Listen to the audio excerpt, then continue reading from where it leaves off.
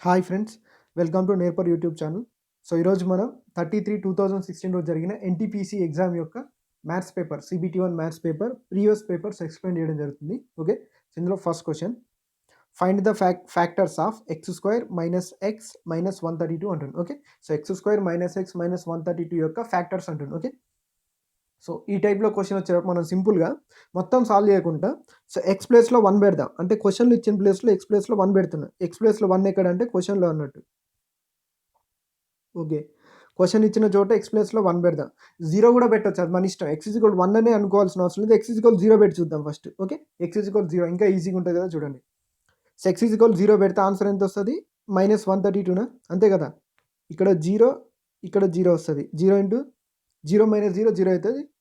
Next -132కి -132 అట్లే ఉంటుంది. Okay, so ఒకవేళ x=0 పెడితే ఎలా ఉంటుందో చూద్దాం. ఆన్సర్ మనకి ఎంత రావాలి? -132 రావాలి. సో ఫస్ట్ ఆప్షన్లో x=0 పెట్టినాం అనుకోండి, 0 0 -11 into -12, minus into minus plus అవుతుంది. ఇక్కడనే మనకి ఆన్సర్ ప్లస్లో వస్తుంది కాబట్టి ఫస్ట్ ఆప్షన్ ఎలిమినేట్ చేసి డైరెక్ట్, లేదా 11 ఇంటూ 12 132. ఓకే, కానీ మనకు -132 రావాలి. సెకండ్ ఆప్షన్లో x=0 పెట్టినాం అనుకోండి, 0 పెడితే 12 ఇంటూ -11 ఎంత? -132. సెకండ్ ఆప్షన్ మన ఆన్సర్ అయ్యే ఛాన్స్ ఉంది. ఓకే, చెప్పండి, ఇట్లా ఆప్షన్స్ చెక్ చేసేటప్పుడు 4 ఆప్షన్స్ చెక్ చేయాలి. ఓకే, థర్డ్ ఆప్షన్ చూడండి, x=0, ఇక్కడ 0 ఇక్కడ 0 పెడితే మళ్ళీ +132 వస్తుంది. ఇది మన ఆన్సర్ అయ్యే ఛాన్స్ లేదు. ఫోర్త్ ఆప్షన్ తీసుకుంటే ఇక్కడ చూడండి, ఇక్కడ కూడా -132 వస్తుంది. అంటే ఆప్షన్ 2 ఆప్షన్ 4 మన ఆన్సర్ అయ్యే ఛాన్స్ ఉంది అన్నట్టు. ఓకే, సో ఇప్పుడు ఏం చేయాలంటే ఈ రెండు ఆప్షన్లలో x=0 పెడితే రెండు ఆప్షన్స్ వచ్చినాయి కదా, ఇప్పుడు x=1 పెట్టాలన్నట్టు. ఓన్లీ x=1 పెట్టి చెక్ చేయండి. ఫస్ట్ ఆప్షన్ ఉంది కదా, అంటే first is nothing but second option అన్నట్టు ఈ రెండిట్లలో. ఓకే, సో చూడండి, x=1 పెడితే ఎక్స్ ప్లేస్లో 1 ఉంటే 1 + 12 అంటే ఎంత? 13. నెక్స్ట్ 1 - 11 అంటే ఎంత? 10, 130.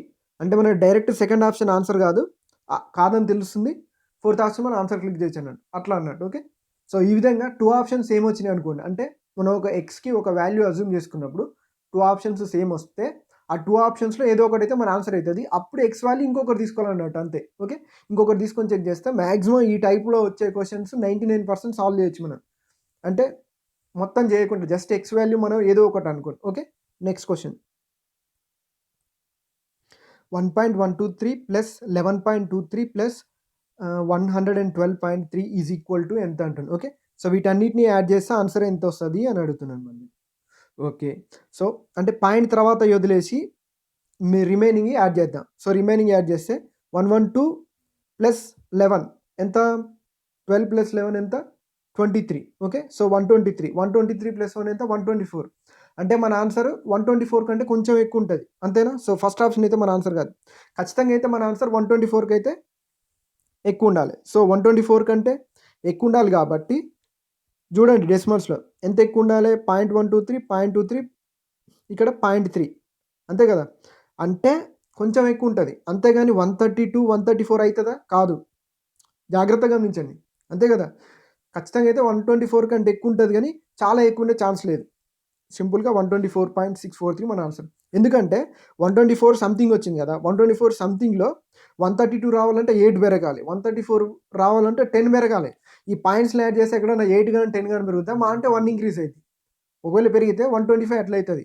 కానీ చూడండి, ఇంకా అంతకుమించి ఆప్షన్సే లేవు మనకు. 124.643. ఒకవేళ ఇది రాంగ్ అయినా కానీ లాజికల్గా అదే రైట్ ఆన్సర్, అంతే కదా, లాజికల్గా ఆలోచిస్తే. Okay, so next question,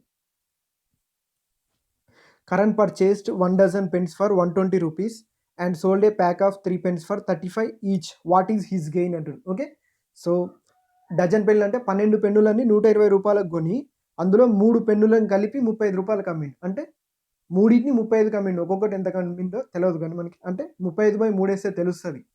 okay, what is his gain? Gain అంటే ఏంటిది? లాభమే కదా. అంటే సో ఇక్కడ కాస్ట్ ప్రైస్ తీసుకుంటే ఇక్కడ ఏంటిది? సెల్లింగ్ ప్రైస్ అన్నట్టు. ఓకే, సో ఎప్పుడైనా సరే నేను మ్యాక్సిమం ఏం చేస్తాను అంటే కాస్ట్ ప్రైస్కి సెల్లింగ్ ప్రైస్కి మన రేషియో తీసుకోనుకో, సింపుల్గా ప్రాఫిట్ ఎంతో చెప్పొచ్చు. ప్రాఫిట్ మనకి పర్సంటేజ్లో అడిగినప్పుడు మన రేషియో తీసుకుంటే సరిపోతుంది. కొంచెం ఐడియా ఉన్న వాళ్ళకి తెలుస్తుంది ఇది. మనం ఎప్పుడైనా సరే ఇప్పుడు అదంతా ఎందుకులే, కానీ నేను already percentages profit and loss చెప్పినప్పుడు చాలామందికి వివరించినది. సో నా క్లాసెస్ తీసుకున్న వాళ్ళకి ఈజీగా అర్థమవుతుంది. So cost price, selling price సింపుల్‌గా రేషియో తీసుకుంటే సరిపోద్ది. సో ఇక్కడ ఏం తీసుకుందంటే ఒక్కదానికి తీసుకుందాం అన్నట్టు. అంటే ఒకదాని కాస్ట్ ప్రైస్, ఒకదాని సెల్లింగ్ ప్రైస్ చెప్పినా ప్రాఫిట్ చెప్పినట్టే కదా మనకి. ఓకే. సో 12 పెన్నులు రూ. 120 కొనంటే ఒక్కదాన్ని ఎంత కొన్నాడు అన్నట్టు 120/12. నెక్స్ట్ 3 పెన్నులని రూ. 35కి అమ్మిండంటే ఒక్కదాన్ని ఎంతకు అమ్మిండు? అంటే ఇక్కడ సింగిల్ క్వాంటిటీ తీసుకున్నా నేను. అంతే కదా! సో ఇదెంత 12 పాదుల 120. ఇది 10:35/3 కదా! ఈ 3 ఇటు వస్తది కదా! ఓకే. రేషియో తీసుకుంటే 30:35. అంటే ఇక్కడ ఎందుకు రేషియో తీసుకున్నా అంటే మనకు పర్సెంటేజెస్ ఏ రేషియో తీసుకున్నా గానీ చేంజ్ అవ్వదు కాబట్టి వాటి మధ్య ఉండే ప్రాఫిట్ పర్సెంటేజ్ అన్నట్టు. ఓకే. సో ఇక్కడి నుంచి ఇక్కడికి ఎంత పెరిగింది? 5 పెరిగింది. ఓకే. బేస్ ఎంత అంటే రూ. 30ది రూ. 35కి అమ్మిండన్నట్టు. అంటే రూ. 5 లాభం వచ్చింది. సో కాస్ట్ ప్రైస్ ఎంత? 30 ఇంటూ 100 5 ఆరుల 30. 1/6 అంటే మనకు తెలుసు ఆల్రెడీ ఎంత 16.6666 అట్లా వస్తది. దీన్నే మనం 16.67 రాసుకున్నాం కాబట్టి ఆప్షన్ 1 అనేది మన ఆన్సర్ అయిద్ది అన్నట్టు. సారీ, ఆప్షన్ 1 మన answer. Next question. G is twice as fast as S in doing work. If G can do a work in 30 days less than S, how many days will they take to complete the work together? వాళ్ళిద్దరు కలిసి ఎన్ని రోజులు చేస్తుంటారు. Okay. G is twice as fast as S doing work అంటారు. Okay. So G is twice as fast as S అంటే ఒక G ప్లేస్లో 2Sలు కావాలంటే అంతే కదా. Twice as fast as. Okay. S కంటే డబుల్ అన్నట్టు. ఓకే. ఎస్ ప్లేస్లో ఎస్ఏ ఉంటుంది. If G can do a work in 30 days less than S అంటుంది. ఓకే. Okay sir. అంటే దీని అర్థం ఏంటిది? 30 days లెస్ దెన్ ఎస్. ఈ రెండింటి మధ్య డిఫరెన్స్ ఎంత? ఎస్. అంటే సింపుల్గా ఎస్ అనేది 30 days అని మనకు తెలుస్తుంది కదా. అంతే కదా. ఓకే. అంటే ఇక్కడ ఏందంటే ఎఫిషియన్సీ అన్నట్టు. ఓకే. సో వీటి మధ్య డిఫరెన్స్ అనేది 30 days. ఒక సింగిల్ ఎస్కి 30 days. అంటే ఇది ఎఫిషియన్సీ అన్నట్టు చెప్పాలంటే. మేబీ ఇలా కన్ఫ్యూజ్ అవుతారు మీరు. ఇంకా ఇంత స్టేజ్ అర్థం చేసుకోలేరు కాబట్టి సింపుల్గా ఎస్ ఒక 2x డేస్లో చేస్తే, ఎందుకంటే డేస్లో తీసుకుంటాను ఇప్పుడు. ఓకే. కన్ఫ్యూజ్ కాకుండా ఉంటుంది. ఓకే. సో ఎస్ ఒక 2x డేస్లో చేస్తే జీ అనేటోడు ఎక్స్ డేస్లో చేస్తాడు. ఎందుకంటే ట్వైస్ ఎఫిషియెంట్ కదా. అంతే కదా. ఓకే. సో ఎక్కువ సామర్థ్యం ఉంటే డబుల్ ఎఫిషియన్సీ అంటే హాఫ్ ఆఫ్ ది డేస్ తీసుకుంటాడు. ఓకే. సో ఇదైతే క్లారిటీ ఉందనుకుంటున్నా. సో చూడండి, అంటే వీటి మధ్య డిఫరెన్స్ ఎంత? If G can do a work in 30 days less than, అంటే రెండింటి మధ్య డిఫరెన్స్ ఎక్స్ ఉంటే ఎక్స్ అనేది ఎంత వస్తుంది? 30 days వస్తుంది. ఓకే. ఇప్పుడు క్లారిటీ ఉంటుంది. Okay. So yes 2x days అంటే ఎస్కి ఎన్ని రోజులు పట్టినట్టు? 60 days పట్టినట్టు. జీకి ఎక్స్ డేస్ అంటే జీకి ఎన్ని రోజులు పట్టినట్టు? 30 days. సో ఇట్లా ఉన్నప్పుడు సింపుల్గా ఎగ్జాక్ట్లీ డబల్ ఉంది కదా, 2 times ఉంది కదా. ఓకే. సో 2 times ఉంటే 60/3 తీసుకుంటాం. ఎందుకు అంటే దీన్ని ఎల్సీఎంలో తీసుకున్నాం అనుకోండి. సో 3 20 60 ఆన్సర్ అయితే 20 వచ్చింది. ఇట్లా కన్ఫ్యూజ్ అయిన వాళ్ళు దీన్ని ఎల్సీఎంలో తీసుకుంటే ఎట్లా ఉంటుందో చూద్దాం. చూడండి, ఎల్సీఎం 60, 31 30, సారీ 32 60, 61 60. సో అంటే నేను ఇక్కడ ఏం చేసిన అంటే ఖచ్చితంగా ఎగ్జాక్ట్లీ 2 times ఉందంటే దీని ఎఫిషియన్సీ కూడా ఒకటి వస్తుంది కదా. అందుకే డైరెక్ట్ 60/3 తీసుకున్నట్టు. ఓకే. ఓకే. సో ఎవరైనా నా క్లాసెస్ టైమ్ అండ్ వర్క్ ఇన్న వాళ్ళకి చూడగానే మ్యాక్సిమం చేయొచ్చు ఈ question. Okay. Next question. What is the ratio of simple interest earned on certain amount at the rate of 12% per annum for 9 years and that for 12 years అంటుంది. Okay. So ఎప్పుడైనా simple interest is nothing but percentage అన్నట్టే. Okay. So అంటే ఇక్కడ 12% per annum అంటే సంవత్సరానికి 12% చొప్పున 9 సంవత్సరాలు అంటే ప్రతి సంవత్సరం 12% అన్నట్టు. అంటే 9 సంవత్సరాలకి 9 12% అన్నట్టు. అట్లే దీనికి మళ్ళీ 12 సంవత్సరాలకు అంటున్నా. అంటే ఇదే 12%. ఓకే. సో మళ్ళీ 12 సంవత్సరాలకి సంవత్సరానికి 12% చొప్పున. ఓకే. సో 12కి పర్సంటేజ్కి 12కి పర్సంటేజ్ కట్ 3 3s 3 4s అంతే కదా. 3 9 3 4 12 3:4 అనేది మన answer. Option 3. Okay. Next question. What is the area of this trapezoidal garden అంటారు. ఓకే. సో అన్ని సెంటీమీటర్లలో కనుక్కోవాలి. సో ఇలా ఒక మనకు డయాగ్రామ్ ఇచ్చింది కదా. సో ఇచ్చిన డయాగ్రామ్ని ఇటు సైడ్ మనం పెద్దగా చేసుకుంటే చూడండి, ఇలా ఒకటి ఇచ్చింది. ఒకటి ఇచ్చింది ఇది. ఓకే. సో ట్రిపజాయిడల్ గార్డెన్ యొక్క ఏరియా కనుక్కోమంటున్నా. ఇక్కడ నుంచి ఇక్కడికి 12 ఇచ్చిండు, ఇక్కడ నుంచి ఇక్కడికి 13 ఇచ్చిండు, ఇక్కడ నుంచి ఇక్కడికి 15 ఇచ్చిండు, ఇక్కడ నుంచి ఇక్కడికి 13 ఇచ్చిండు. ఓకే. సో ఇచ్చి ఈ ట్రిపజాయిడల్ ఏరియా యొక్క ఏరియా కనుక్కోమంటున్నాను, అంతే కదా. సో ఎప్పుడైనా సరే మీకు అంటే ఇట్లా చతురస్రాకారంలో వచ్చిందంటే ఖచ్చితంగా height into base, base into height అనేది మనకి ఏమంటారు, అది ఏరియా అవుతుంది. సారీ, ఎప్పుడైనా అంతే కదా, మనం ట్రయాంగిల్ అయినా బేస్ ఇంటూ హైటే తీసుకుంటాం. ఓకే. సో ట్రయాంగిల్ అంటే పైన షేపు కరెక్ట్గా లేదు కాబట్టి half into base into height తీసుకుంటాం. ఓకే. సో పైన షేపు కింద షేప్ ఎగ్జాక్ట్లీ ఉందంటే ఖచ్చితంగా బేస్ ఇంటూ హైటే తీసుకుంటాం, అంతే కదా. అక్కడ వరకు అయితే మీకు క్లారిటీ ఉంది కదా. సో చూడండి ఇప్పుడు, సో ఇది ఒక రైట్ యాంగిల్ ట్రయాంగిల్, లంబకోణ త్రిభుజం 12, 13 అంటే 5, 12, 13 కాంబినేషన్ మీకు గుర్తుందే అని అనుకుంటున్నా. ఓకే. సో ఇది 12 అయినప్పుడు హైట్ ఇక్కడ నుంచి ఇక్కడ కూడా 12 ఉంటుంది కదా. ఓకే. సో 12, ఇది 12, 13 అంటే ఇది 5 ఉంటుంది, 5, 12, 13, ఇది 15 ఉంది ఎగ్జాక్ట్, ఇక్కడ నుంచి ఇక్కడ కూడా 15 ఉంటుంది. ఓకే. సో ఇది మొత్తం ఇక్కడ నుంచి ఇక్కడ వరకు ఎంత ఉంది అన్నట్టు 15, 5, 20 ప్లస్ 5, 25. ఓకే. అయితే మనం ఆల్రెడీ ఇంతకుముందు చెప్పుకున్నాం. ఓకే. సో మామూలుగా అయితే బేస్ ఇంటూ హైట్ ఉంటుంది నార్మల్గా. ఇప్పుడు స్క్వేర్ తీసుకున్నాం అనుకోండి, బేస్ ఇంటూ హైట్ రెండు సేమ్ ఉంటాయి కాబట్టి ఏ ఇంటూ ఏ స్క్వేర్ అయితే. ట్రయాంగిల్ తీసుకుంటే సో పైన మనం పైన తీసుకున్నట్లయితే ట్రయాంగిల్ అనేది కొచ్చగా ఉంటుంది కదా. ఓకే. సో అంటే ఇర్రెగ్యులర్ షేప్లో ఉంటుంది కాబట్టి దానికి హాఫ్ వస్తుంది. ఇది కూడా అంతే అన్నట్టు. Okay. So half of the, ఇక్కడ చూడండి ఇప్పుడు మనం ఒక సింగిల్ సైడ్ తీసుకోవాలి కదా, అందుకోసం ఇప్పుడు బేస్ పైన హైట్ ఇవి రెండు ఉన్నాయి కాబట్టి రెండింటి యావరేజ్ తీసుకుంటున్నాం అన్నట్టు. మనం సింపుల్గా చెప్పాలంటే 15 + 25 ఇంటూ హైట్ అన్నట్టు. హైట్ ఎంత 12 అన్నట్టు. ఓకే. సో మీరు లేపుకుంటే మీకు ఫార్ములా తెలిసినా పర్లేదు. ఫార్ములా అంటే అది గుర్తుపెట్టుకోవాల్సి వస్తుంది, ఇదైతే ప్రాసెస్ అన్నట్టు. ఓకే. సో ఈ ప్రాసెస్ ఎట్లా వచ్చిందంటే మళ్ళీ ఒకసారి వినండి. మనకి ఎప్పుడైనా ఇట్లా ట్రయాంగిల్ తీసుకున్నాం అనుకోండి, ఇది హైట్, ఇది బేస్ అయితే మనం ఏం రాస్తాం, half of the base into height రాసుకుంటాం. ఓకే. సో ఒకవేళ స్క్వేర్ తీసుకుంటే ఏ ఇంటూ ఏ స్క్వేర్, బేస్ ఇంటూ హైట్ అన్నట్టే కదా, ఏ స్క్వేర్ వస్తుంది, ఏ ఇంటూ ఏ. ఎందుకు ఇక్కడ హాఫ్ రాలేదంటే పైన ఉండేది కింద ఉండేది సమానంగా ఉన్నాయి కాబట్టి అప్పుడు హాఫ్ రాదు అన్నట్టు. ఒకవేళ పైన ఉండేది కింద ఉండేది సమానంగా రాకపోతే హాఫ్ వస్తుంది. ఓకే. సో ఇక్కడ పైన ఈ ట్రయాంగిల్లో తీసుకున్నట్లయితే పైన ఏం లేదు కదా, పైన ఏం లేదు కాబట్టి సింపుల్గా half into base into height తీసుకున్నాం. ఓకే. సో ఇక్కడ ట్రెపీజియంకి వచ్చేలోపు పైన ఉన్నది కదా, సో పైన ఉంది కింద ఉంది కాబట్టి ఆ రెండింటి యావరేజ్ని తీసుకుంటున్నాం, అందుకే హాఫ్ యూజ్ చేస్తున్నాం అన్నట్టు. ఓకే. ఈ 15, 25 యావరేజ్ ఇంటూ హైట్ అన్నట్టు సింపుల్గా. ఓకే. మనం ప్రతిసారి ఫార్ములా గుర్తుపెట్టుకోకుండా మీకు అర్థం కావడానికి చెప్తున్నాను. యాక్చువల్గా ప్రాసెస్ కూడా అదే, అలానే క్రియేట్ చేసినట్టు ఫార్ములాని. సో 2 ఆర్ల 12, 15 + 25 ఎంత 40, 4 ఆర్ల 24, 240 స్క్వేర్ సెంటీమీటర్స్ అన్నట్టు మన ఆన్సర్. ఓకే. కొంచెం క్యాల్కులేషన్లో స్పీడ్గా ఉంటే చాలా ఈజీగా చేయొచ్చు ఈ type of problems. Okay. Next question. K purchased a table for 11,000 and sold it for 11,000. Okay. 11,000, 13,500. What is his gain in percentage అంటుంది. ఓకే. సో కే అనేటి ఆయన ఒక టేబుల్ని 11,000కి కొని 13,500కి అమ్మిండంట. ఆయన లాభ శాతం కనుక్కోమంటుంది. సింపుల్గా అంటే డిఫరెన్స్ తీసుకొని చేయొచ్చు. దానికంటే ఎప్పుడైనా సరే మీరు లాభాలు లాభ శాతాలు శాతం అని వచ్చిందంటే సింపుల్గా రేషియో తీసుకోండి, కాస్ట్ ప్రైస్కి సెల్లింగ్ ప్రైస్కి. ఓకే. సో ఎంత కొన్నాడు, 11,000కి కొన్నాడు, 13,500కి అమ్మిండు కదా. ఓకే. సో 2 zeros, ఇక్కడ 2 zeros, ఇక్కడ 110, 135 ఉందా. సో కొట్టుడు పోతే కొట్టేయండి, 5 టేబుల్లో పోతుంది కదా. 5 2 10, 5 ఏళ్ళ 35. ఓకే. సో 5 2 10, 5 2 10, 22:27. ఎంత పెరిగింది ఇక్కడి నుంచి ఇక్కడికి, 5 పెరిగింది కదా. Okay. So 5/22 into 100. Okay. So మీరు అంటే ఇప్పుడు ఇక్కడ ఆప్షన్స్లో చూసుకుంటే డిఫరెన్స్ అనేది కొంచెం ఎక్కువనే ఉంది కదా. ఓకే.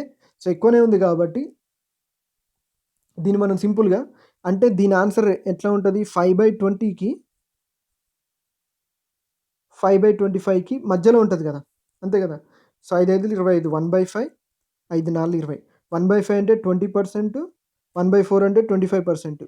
అంటే మన ఆన్సర్ దేని మధ్యలో ఉండాలి, 20%కి 25%కి మధ్యలో ఉండాలి. ఓకే. సో అలా ఉన్న ఆప్షన్స్ ఏవి అంటే ఫస్ట్ ఆప్షన్ ఎలిమినేట్ అయిపోయింది. అంటే ఇవన్నీ జస్ట్ మన మైండ్లో అనుకోవాలన్నట్టు, ప్రతిదీ పెన్ పేపర్ చేయాలని కాదు. సో మైండ్లో ఒక ఆప్షన్ ఎలిమినేట్ చేసుకోవాలంటే మనం సింపుల్గా చూడగానే రావాలి ఈ థాట్ అనేది. సో కొంచెం ప్రాక్టీస్ చేస్తే అందరికీ వస్తుంది. సో నెక్స్ట్ మన లక్ బాగుండి ఇంకో 2 ఆప్షన్స్ ఎలిమినేట్ అయితే బాగుండు, కానీ ఒకే ఆప్షన్ ఎలిమినేట్ అయింది కాబట్టి సో చేద్దాం. చూడండి. సో 2 11, 2 5. ఓకే. సో 5 5 25 అంటే 250/11. ఓకే. సో 11 2 22. 22 అంటే 30 మిగులుతుంది. సో 11 2 22. ఓకే. సో 22 పోతే మళ్ళీ ఎంత మిగులుతుంది? 30లో 22 పోతే ఎంత మిగులుతుంది? 8 మిగులుతుంది. 8 అంటే 11 ఏళ్ళ 77 అంటే 22.7 మన answer option 3. Okay. Next question. లేదా 22 పాయింట్ సంథింగ్ వస్తుంది కదా, ఎగ్జాక్ట్లీ 22 కాదు కాబట్టి డైరెక్ట్ థర్డ్ ఆప్షన్ పెట్టవచ్చు. ఎందుకంటే మనకి 22 పాయింట్ సంథింగ్ ఉన్న ఆప్షన్స్ ఏమున్నాయి, ఓన్లీ థర్డ్ ఆప్షన్ ఉంది కదా. ఓకే. సో అట్లా మార్క్ చేస్తే సరిపోతుంది. Next question. The value of sine theta plus cos theta whole square అంటుంది. Okay. So sine theta plus cos theta whole square అంటే మనకు ఆల్రెడీ తెలుసు. Sine theta plus cos theta a plus b whole square formula అందరికీ తెలుసు కదా. Sine square theta plus cos square theta plus 2 sine theta cos theta. Sign square theta plus cos square theta value 1 అని అందరికీ తెలుసు. So ఇక్కడ 1 పెడితే remaining ఎంత 1 + 2 sine theta cos theta మన ఆన్సర్ అయిపోతుంది. ఓకే. సో ఆప్షన్ 3 మన ఆన్సర్. ఓకే. సో ఈ ప్రాసెస్ మా అందరూ చేయొచ్చు కదా. సో దీంట్లో స్పెషాలిటీ ఏముంది అని అనుకుంటే ఏం లేదు. సో థీటా ప్లేస్లో 0 పెట్టండి. Put theta is equal 0. Okay. Sine 0 ఎంత? 0నే కదా. Sine 0 plus cos 0 whole square వస్తుంది ఆన్సర్. ఓకే. సైన్ 0 0నే కదా. కాస్ 0 ఏమవుతుంది? 1 అవుతుంది. Okay. So 1 square is nothing but 1 కదా. ఓకే. సో ఆప్షన్స్లో కూడా థీటా ప్లేస్లో 0 పెడితే 1 ఎక్కడ వస్తుందో చూడండి. ఓకే. సో థీటా ప్లేస్లో 0 పెడితే 1 వచ్చేది ఎక్కడ వస్తుంది? ఫస్ట్ ఆప్షన్లో వస్తుంది. ఓకే. సెకండ్ ఆప్షన్ కూడా వస్తుంది కదా, మన టైం బాగాలేదు. ఓకే. సో థర్డ్ ఆప్షన్ వస్తే ఫోర్త్ ఆప్షన్ అది ఓన్లీ 1 ఆప్షన్ ఎలిమినేట్ అయిపోయింది. Okay. So theta is equal 0 పెడితే రాలేదు కాబట్టి, అంటే ఇప్పుడు దీన్ని ఇంకెట్లా మాడిఫై చేయొచ్చు అంటే, సో థీటా ఈజ్ ఈక్వల్ 0 పెడితే 1 ఆప్షన్ ఎలిమినేట్ అయిపోయింది కదా. థీటా ఈజ్ ఈక్వల్ 90 పెట్టండి. ఇప్పుడు థీటా ఈజ్ ఈక్వల్ 90 పెడితే ఇప్పుడు ఏమవుతుంది? సైన్ 90 ఏమో 1 అవుతుంది, కాస్ 90 ఏమో 0 అవుతుంది. ఓకే. సో ఇప్పుడు ఫస్ట్ ఆప్షన్ మళ్ళీ ఫస్ట్ ఆప్షన్ సైన్ 90 1 1 + 1 2 వస్తుంది కదా. సో ఫస్ట్ ఆప్షన్ ఎలిమినేట్ అయిపోతుంది అంతే కదా, సైన్ 90 1 కాబట్టి. Okay. So first option eliminate అయిపోద్ది. సెకండ్ ఆప్షన్ థర్డ్ ఆప్షన్ ఉంటుంది. ఓకే. సో ఇప్పుడు థీటా ఈజ్ ఈక్వల్ 45 పెట్టి చేయండి. ఇది ఒక ప్రాసెస్ అన్నట్టు, భయపడొద్దు మళ్ళీ ఇట్లా పెడితే రాలేదు కదా అని. ఎప్పుడైనా సరే మ్యాక్సిమం ఒక థీటా ఈజ్ ఈక్వల్ 45 తీసుకుంటే ఎక్కువ శాతం ఆన్సర్స్ వస్తాయి. దీని గురించి ఆల్రెడీ మనం డిస్కస్ చేసినాం. ట్రిగనోమెట్రీ చెప్పేటప్పుడు వాల్యూ పుట్టింగ్ ఎలా ఉంటుంది అని చెప్పిన. సో ఇది కాకపోతే రైట్ యాంగిల్ ట్రయాంగిల్ పెట్టొచ్చు. అంటే 3 4 5 రైట్ యాంగిల్ ట్రయాంగిల్ వేసి sign values cos values apply చేయొచ్చు. కాకపోతే ఇది చాలా చిన్న క్వశ్చన్ కాబట్టి సో డైరెక్ట్ చేసినా చేయొచ్చు అన్నట్టు. Okay. Next question.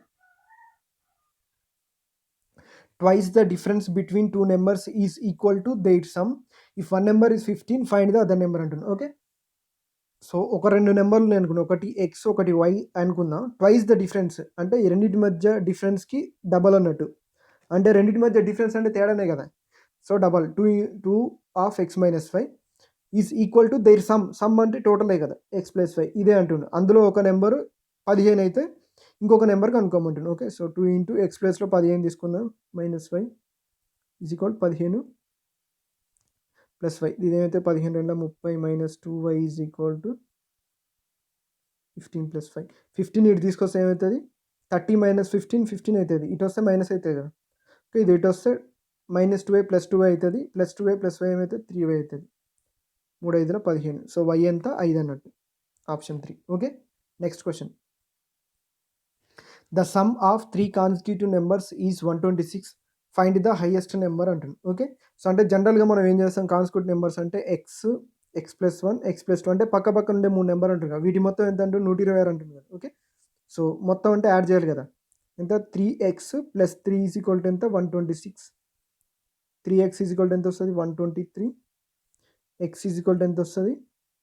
3 4 12 3 1 3. x is equal 41. మనల్ని ఏం అడుగుతుండు? హైయెస్ట్ నెంబర్ అడుగుతుండు. హైయెస్ట్ నెంబర్ ఎంత? x + 2 కదా. ఓకే. సో 41 + 2 అంటే ఎంత? 43. ఇది ఒక process. Okay. Some of 3 consecutive numbers అంటే 3 వరుస సంఖ్యల యొక్క మొత్తం 126 అన్నాడు కదా. సో 126ని 3 వరుస సంఖ్యలు అన్నారు కదా. సో 3తో డివైడ్ చేస్తే 3 4 12 3 2 6. ఇవి వచ్చేది ఏంటంటే మిడిల్ నెంబర్ అన్నట్టు. ఓకే. సో ఇలా చేస్తే వచ్చేది ఏంటంటే మిడిల్ నెంబర్. 42 అనేది మిడిల్ కదా. ఓకే. మొత్తం 3 కాబట్టి దీనికంటే ఒకటి తక్కువ ఉంటుంది, దీనికంటే ఒకటి ఎక్కువ ఉంటుంది. ఎందుకంటే మిడిల్ కాబట్టి. సో దీనికంటే చిన్నది 41, దీనికంటే పెద్దది 43, హైయెస్ట్ 43. ఇలా అయినా చెప్పొచ్చు అన్నట్టు. ఓకే. సో మీకు ఏది అర్థమైతే అది ఫాలో అవ్వండి, మీ ఇష్టం. Okay. Next question. Surya is 25 years older than his son. In 5 years, he will be twice as old as his son. What will be the Surya's age after 3 years అంటుంది. Okay. So ఒకటి గుర్తుపెట్టుకోండి, ఎప్పుడైనా సరే ఇద్దరి persons యొక్క ఏజ్ల మధ్య difference అనేది ఎప్పటికీ మారదు. దీన్ని మీకు చాలాసార్లు ఎగ్జాంపుల్ కూడా చెప్పిన, ఇంకా ప్రీవియస్ ఇయర్ పేపర్స్ చెప్పిన మేబీ అప్పుడు విన్న వాళ్ళకి తెలుసు. ఏజ్ల మధ్య డిఫరెన్స్ అనేది ఎప్పటికీ చేంజ్ అవ్వదు. ఇప్పుడు నాకు మా బ్రదర్కి ఒక 2 ఇయర్స్ ఏజ్ డిఫరెన్స్ ఉందనుకో, ఒక 10 ఇయర్స్ తర్వాత కూడా మా మధ్య ఏజ్ డిఫరెన్స్ 2 ఇయర్సే ఉంటుంది. ఎందుకంటే ఇద్దరికి ఏజ్ పెరుగుతుంది కదా, ఇద్దరికి ఏజ్ పెరుగుతుంది కాబట్టి మా ఇద్దరి మధ్య ఏజ్ డిఫరెన్స్ అనేది ఎప్పుడు సమానంగా ఉంటుంది. అదొకటి గుర్తుపెట్టుకోండి. 5 సంవత్సరాల తర్వాత ఏమంటుండు, he will be twice as old as his son అంటుండు. ఓకే. సూర్య అంటే షార్ట్కట్లో రాస్తున్నాం, మళ్ళీ స్పెల్లింగ్ తప్పు రాసింది అనుకోకరి. సూర్య అండ్ హిస్ సన్ అంటున్నాయి. ఓకే, ఎందుకు 2 ఎస్ఎస్లే ఉన్నాయి కాబట్టి రాస్తున్నట్టు. Surya and his son 5 years తర్వాత ఏమైంది అంటుండు, twice old as his son అంటే సూర్య డబల్ ఉంటాడు అని సన్ కంటే. ఓకే, 5 ఇయర్స్ తర్వాత అయినా ఎప్పుడైనా సరే వాళ్ళ ఏజ్ల మధ్య డిఫరెన్స్ ఎప్పుడైనా సేమ్ ఉంటుంది కదా. సో 25 ఇయర్సే ఉంటుంది ఎప్పుడైనా సరే. 25 ఇయర్స్ ఎంత ఉంది, 1 పార్ట్ అనేది 25 ఇయర్స్ అయితే సూర్యకి 50 ఇయర్స్, వాళ్ళ సన్కి 25 ఇయర్స్ ఉంటుంది. What will be Surya's age after 3 years అంటుంది. ఓకే, సో 3 సంవత్సరాల తర్వాత ఎప్పుడు Surya is 25 years older than his son. In 5 years he will be twice as old as his son. What will be Surya's age after 3 years?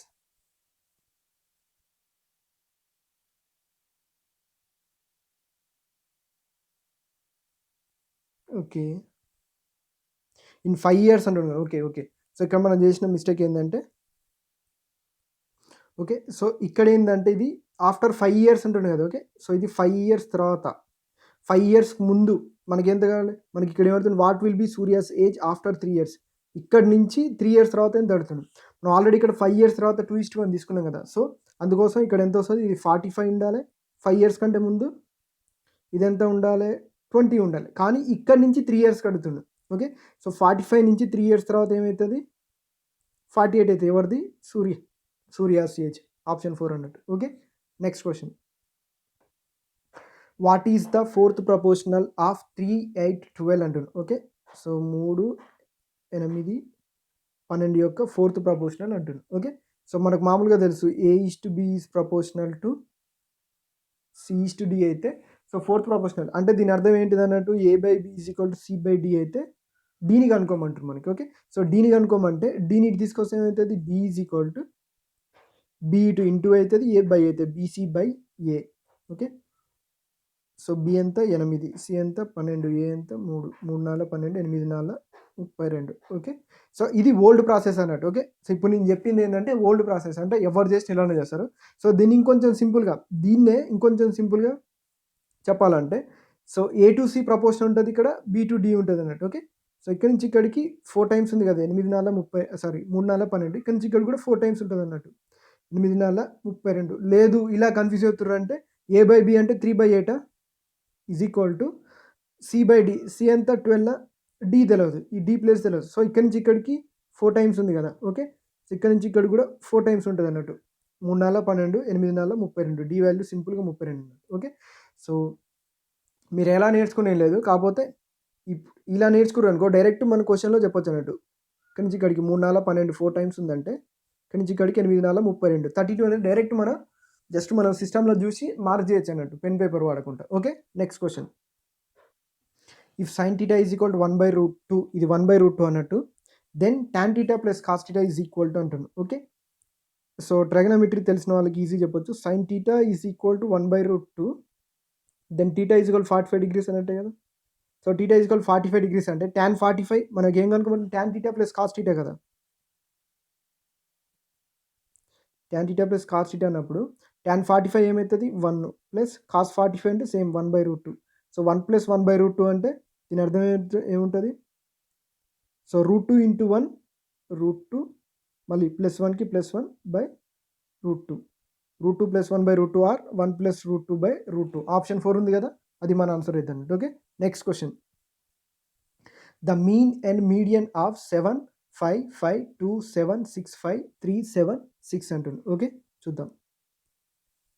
So mean అంటే ఏం లేదు, mean అంటే just మన normal average అన్నట్టు. Okay, so average. So కనుక్కోండి average అంటే number of items by some of items by number of items, అంతే కదా. రాశుల మొత్తం బై రాశుల సంఖ్య, అంటే వీటి మొత్తం కనుక్కోవాలి. సో ఎప్పుడైనా సరే క్యాలిక్యులేషన్ అంటే ఎడిషన్ అనేది చాలా స్పీడ్గా ఉండాలి. సో చూడండి, 7 5 ఎంత 12, 12 + 5 17, 17 + 2 19, 19 + 7 26, 26 + 6 32, 32 + 5 37, 37 + 3 40, 40 + 7 47, 47 + 6 53. ఓకే, సో 53 అంటే some of observations, number of observations కావాలి. 1 2 3 4 5 6 7 8 9 10, 53/10, 5.3. సో మీన్ 5.3 ఇచ్చిన. సో ఇచ్చిన ఆప్షన్లలో మీన్ 5.3 ఎన్నిట్లలో ఉన్నాయి? 2 ఆప్షన్స్లో ఉన్నాయి. అంటే ఆప్షన్ 2, ఆప్షన్ 3 అయితే మన ఆన్సర్ కాదు. ఓకే, 1 కానీ 4 కానీ మన ఆన్సర్ అవుతుంది. ఓకే, ఇప్పుడు ఏం కనుక్కోవాలి మనం? మీడియన్ కనుక్కోవాలి. సో మీడియన్ అంటే ఇంతకుముందుకే మీకు చెప్పిన. సో లోయెస్ట్ టు హైయెస్ట్ అన్న కానీ హైయెస్ట్ టు లోయెస్ట్ కానీ రాసుకొని మిడిల్ నెంబర్స్ అంటే మిడిల్ నెంబరే మనకి అదవుతుంది. ఒకవేళ మిడిల్లో 2 నెంబర్స్ ఉంటే ఆ 2 నెంబర్స్ యొక్క యావరేజ్ అనేది మీడియన్ అవుతుంది అన్నట్టు. ఓకే, సో లో టు హై అంటే లోయెస్ట్ నెంబర్ 2, నెక్స్ట్ 3, 2 3 తర్వాత 4 లేదు కాబట్టి 5, 5 3 టైమ్స్ ఉంది కదా, 5 3 టైమ్స్ ఉంది. తర్వాత 6 2 టైమ్స్ ఉంది, అంతే కదా. 6 2 టైమ్స్ ఉంది, 7 3 టైమ్స్ ఉంది. సో మొత్తం 10 ఉండాలి, లెక్క పెట్టుకోండి. 1 2 3 4 5 6 7 9 10, 10 వచ్చినాయి. ఓకే, సో 10 నెంబర్లో మిడిల్ నెంబర్ అంటే ఫస్ట్ 4 వెళ్ళిపోతాయి, సెకండ్ 4 వెళ్ళిపోతాయి. ఓకే, ఫస్ట్ 4 సెకండ్ 4 వెళ్ళిపోతాయి. సో మిడిల్ నెంబర్ ఏం మిగిలింది? 5 6. ఓకే, సో 5 6 యొక్క యావరేజ్ ఎంత వస్తుంది? 5 + 6/2, 11/2 is nothing but 5.5. Okay, so ఇదే మీడియన్ అవుతుంది. సో ఆప్షన్ 4 అనేది మన ఆన్సర్. సింపుల్గా 5.3 5.5 వచ్చినాయి కదా. Okay, so next question. B has 32 pens, 24 pencils and 16 erasers. How many sets of these 3 items can be make without any leftover? Okay, so ఈ type of question చాలా మందికి తెలియదు. సో చూడండి, so without any left over అంటే ఏవి మిగలకుండా ఉండాలి, అంటే ఒక్కడి కూడా మిగలొద్దు. ఓకే, సో ఒక్కడి కూడా మిగలొద్దు, అలాంటివి ఎన్ని సెట్లు తయారైతాయి అంటున్నాను. ఓకే, సో ఎప్పుడైనా గుర్తుపెట్టుకోండి, ఒకటి కూడా మిగలొద్దు అంటే ఫర్ ఎగ్జాంపుల్ మనం ఎగ్జాక్ట్ దీని ఎట్లా చెప్పాలంటే ఒక 10 మీటర్ రాడ్ ఉంది అనుకుందాం. ఓకే, ఒక 10 మీటర్ రాడ్ ఉంది. ఓకే, సో ఇంకొకటి ఏముంది? ఒక 10 మీటర్ రాడ్ ఉంది, ఇంకొక 2 మీటర్ రాడ్ ఉంది అనుకుందాం. ఓకే, సో 2 మీటర్ రాడ్ ఉంది. ఈ రెండింటిని ఈక్వల్ చేయండి. దీనికంటే ఇంకా మంచి ఎగ్జాంపుల్ దొరకట్లేదు. ఓకే, సో ఇదే క్వశ్చన్ని మంచిగా చెప్పుకుందాం చూడండి. ఓకే, సో మీకు అర్థమయ్యేటట్టు. B has 32 pens. Okay, 24 pencils and 16 erasers. Okay, ఆయన దగ్గర ఏమున్నాయంట? 32 పెన్స్, 24 పెన్సిల్స్, 16 ఎరేజర్స్ ఉన్నాయి. సో ఇందులో ఏ ఒక్కటి మిగలకుండా సెట్స్గా చేయాలి. ఓకే, సో అట్లా మిగలకుండా ఎన్ని సెట్లు తయారైతే అని అడుగుతుండు. Okay, the question. దగ్గర 32 ఉన్నాయి, 24 ఉన్నాయి, 16 ఉన్నాయి. అంటే సో అంటే దీంట్లోంచి కొన్ని తీసుకోవాలి, దీంట్లోంచి కొన్ని తీసుకోవాలి, దీంట్లోంచి కొన్ని తీసుకోవాలి. ఓకే, కానీ దేంట్లో ఏది మిగలొద్దు అంటుండు. సో చూడండి, సో 32 24 16 ఈ మూడింటిని ఈక్వల్గా డివైడ్ చేయాలి, అంతే కదా. సో ప్రతిదాన్ని ఈక్వల్గా డివైడ్ చేయగలగాలి మనం. ఎందుకు అట్లా ఈక్వల్గా డివైడ్ చేస్తేనే మనకు ఒక్కటి కూడా మిగలకుండా తీసుకుంటాం మనం. ఓకే, సో ప్రతిదాన్ని ఖచ్చితంగా డివైడ్ చేయగలగాలంటే సో ఈక్వల్గానే కాదు, ఖచ్చితంగా డివైడ్ చేయగలగాలి. ఓకే, సో 32ని డివైడ్ చేయాలి, 24ని డివైడ్ చేయాలి, 16 డివైడ్ చేయాలి. అలాంటిది మ్యాక్సిమం నెంబర్ అయి ఉండాలి, అంతే కదా. సో మ్యాక్సిమం నెంబర్ అయితేనే కదా కరెక్ట్గా వచ్చేది. ఓకే, సో 32కి 24 16ని అన్నిటిని డివైడ్ చేసి మ్యాక్సిమం నెంబర్ ఏమవుతుంది? హెచ్సిఎఫ్ఏ కదా. ఓకే, సో హెచ్సిఎఫ్ఏ కాబట్టి సో ఈ మూడింటి యొక్క హెచ్సిఎఫ్ కనుక్కుందాం. 32 24 16. ఓకే, 16 32 డివైడ్ చేస్తుంది కాబట్టి 24 డివైడ్ చేయట్లేదు. సో అదైతే హెచ్సిఎఫ్ కాదు. 8 తీసుకుందాం అనుకోండి. 8 2 16, 8 3 24, 8 4 32. 8 అన్నింటిని డివైడ్ చేస్తుంది కాబట్టి సింపుల్గా హెచ్సిఎఫ్ ఏమవుతుంది? 8. ఓకే, సో లేదు అనుకుంటే స్మాలెస్ట్ 2 నెంబర్స్ యొక్క డిఫరెన్స్ తీసుకోండి. 16 24 8 కదా. ఓకే, సో చెక్ చేయండి, 8 అన్నింటిని డివైడ్ చేస్తే అదే హెచ్సిఎఫ్ అవుతుంది సింపుల్గా. ఓకే, హెచ్సిఎఫ్ ఎంత? 8. ఓకే, సో హెచ్సిఎఫ్ అంటే 8 అంటే సో చూడండి ఎన్ని సెట్స్ వస్తాయో. How many sets of these 3 items can be make without any left over అంటే సో చూడండి. సో బై 8 దీంట్లోంచి 8 తీసుకుందాం అనుకోండి. 32 పెన్స్‌లోంచి ఒక్కొక్కటి 8 సెట్‌గా తీసుకున్నాం అనుకోండి. అంతే కదా! ఒక్కటి కూడా మిగలకుండా 8 సెట్‌గా తీసుకుంటే 8 4 32 ఇక్కడ 4 సెట్స్ వస్తాయి. ఓకే. సో 24 పెన్సిల్స్‌లోంచి ఒక్కటి కూడా మిగలకుండా 8 తీసుకున్నాం అనుకోండి. ఓకే. So 8 3 24 okay. సో ఇక్కడ ఇన్ని వస్తాయి అన్నట్టు. నెక్స్ట్ ఈ 16 సెట్‌లోంచి 8 తీసుకున్నాం అనుకోండి. ఒక్కటి కూడా లెఫ్ట్ ఓవర్ లేకుండా ఉంటాయి కదా! సో 8 2 16 మొత్తం ఎన్ని వచ్చినాయి? ఇక్కడ 4 సెట్స్, ఇక్కడ 3 సెట్స్, ఇక్కడ 2 సెట్స్. 4 3 7 ప్లస్ 2 ఎంత? 9. 9 సెట్లు అన్నట్టు. ఆప్షన్ 4 మన answer. Okay. Next question. Gopal covers 100 kilometers. He travels at a speed of 60 kilometers per hour for the first 40 kilometers and the rest of the distance at 60 kilometers per hour. What is his average speed in kilometer per hour అంటుండు. Okay. So average speed అంటే మనకు తెలుసు. Simple formula ఏందంటే total distance travelled by total time taken. Total distance travelled by total time taken. ఇది average speed యొక్క formula సింపుల్గా చెప్పాలంటే. Okay. So total distance ఎంత తీసుకుని మనోడు 100 kilometres. Okay. So total time taken అంటే టైం అంటే మనకు ఆల్రెడీ తెలుసు ఎంత? Time is equal to distance by speed. Okay. He travels at a speed of 60 kilometre per hour for the first 40 kilometres. అంటే ఈ 100 కిలోమీటర్లో మొదటి 40 కిలోమీటర్ని 60 కిలోమీటర్ పర్ అవర్ స్పీడ్తో వెళ్ళిండు. నెక్స్ట్ మొదటి 40 ఎట్లా పోయిందంటే రిమైనింగ్ ఎంత ఉంటుంది? రిమైనింగ్ 60ని మళ్ళీ 60 కిలోమీటర్ పర్ అవర్ స్పీడ్తో పోయిండు. ఓకే. సో చూడండి 60కి 60 క్యాన్సిల్ అంటే ఇక్కడ 1 వస్తుంది. 40/60 అంటే ఇక్కడ ఎంత వస్తుంది? 0 0 కట్ అయితే 2 2 4 2 3 6. ఓకే. సో 100 డివైడెడ్ బై ఇక్కడ 1 కదా 1 ప్లస్ 2/3. సో 1 ప్లస్ 2/3 అంటే 100 డివైడెడ్ బై 3 1 3 ప్లస్ 2 5. సో 3 ఇటు పోతుంది అన్నట్టు. What is his average speed?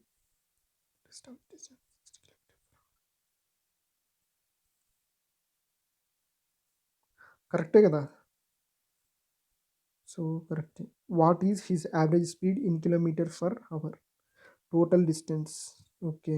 He travels at speed of 60 kilometre per hour the first 40 kilometres. Okay. Distance by speed time and the rest of the distance 100లో rest of the distance ఎంత?